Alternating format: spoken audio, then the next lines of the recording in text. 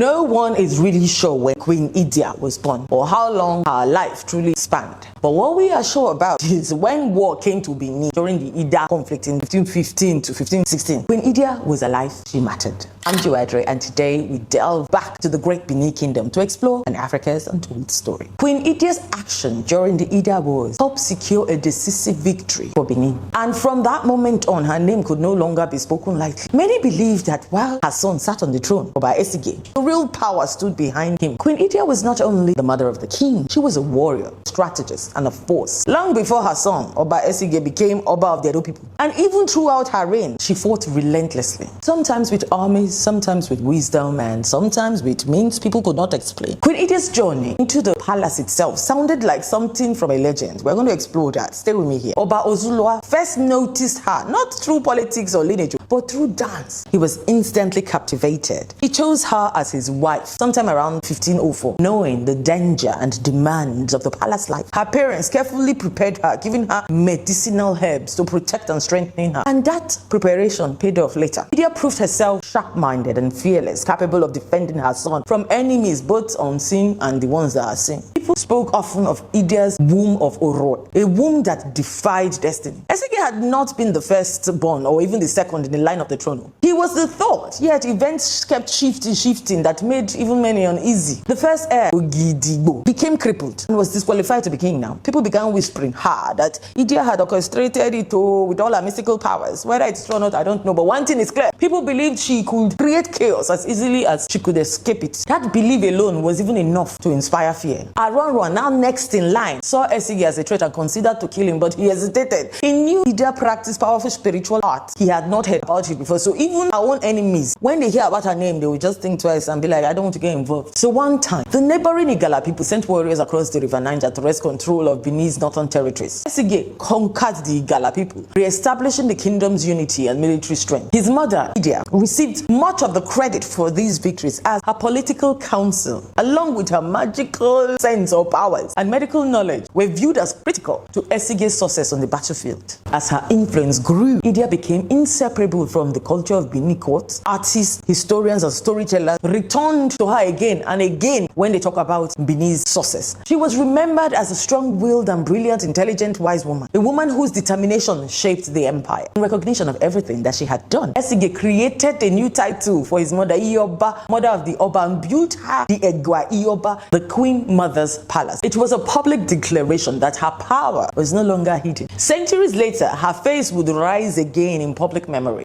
When Nigeria prepared for the Festac 77, Queen Idia was chosen as the symbol to sculpture and art. The Queen Mother stepped back into a modern world, her gaze as commanding as ever. Now, in the early 16th century, at the height of Benin's imperial power, 4 remarkable heads were cast in her image. They were not made as portraits in the modern sense, but as memorials, objects meant to hold memory, authority, and spirit. These were the brass heads of Queen Idia, created in the royal court of honor of the mother of Oba Esigie. Today, the 4 heads live far apart from another. One is in the British Museum in London. The other one is in the World Museum in Liverpool. One is in the National Museum in Lagos. At least that one is close to Benin. And the last one is in the Ethnological Museum in Berlin. So for years, they were called bronze head until I think now that there was a study revealed that most of them are made out of brass, not bronze. Anyway, let us get back to Idia. The journey to Europe was not a peaceful one. Like many works of Benin, they had entered the European art world after violent British invasion in 1897, a moment that scattered Benin's treasure across foreign museums and collections. So the most striking head is in the British Museum that shows a woman from the royal court, her face calm but commanding. She wears a tall, pointed crown of royal coral beads known as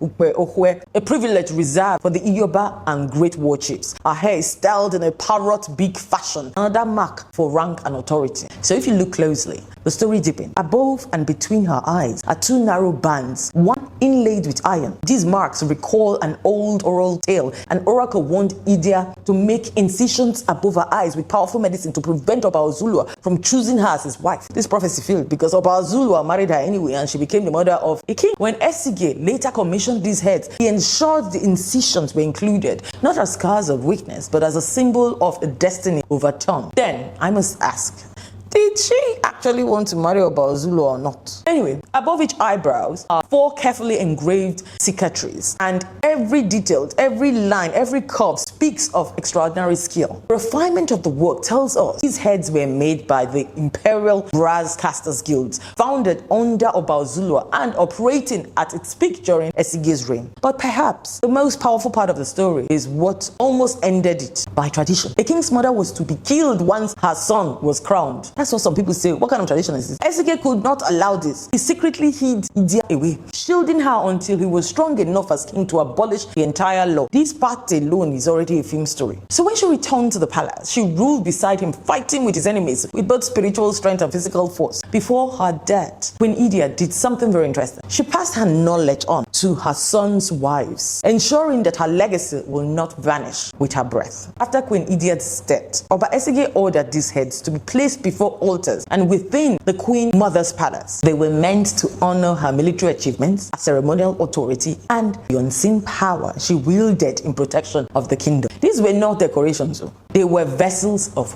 remembrance. Queen Idia's face is one of the most recognizable images of African royalty. 2 nearly identical masks of her carved in the 16th century still exist today, one in the British Museum and the other one in the Metropolitan Museum of Art. Commissioned by her son Oba Esigie, these masks were made to honor and commemorate Idia and were worn by the Oba during ceremonies or placed on the altar to ward off evil spirits. And so Queen Idia lived on, not just as a mother, not just as a queen, but as a legend who bent tradition, challenged fate, and helped shape the soul of Benin itself. I'm Joana, and that was an Africa's Untold Story.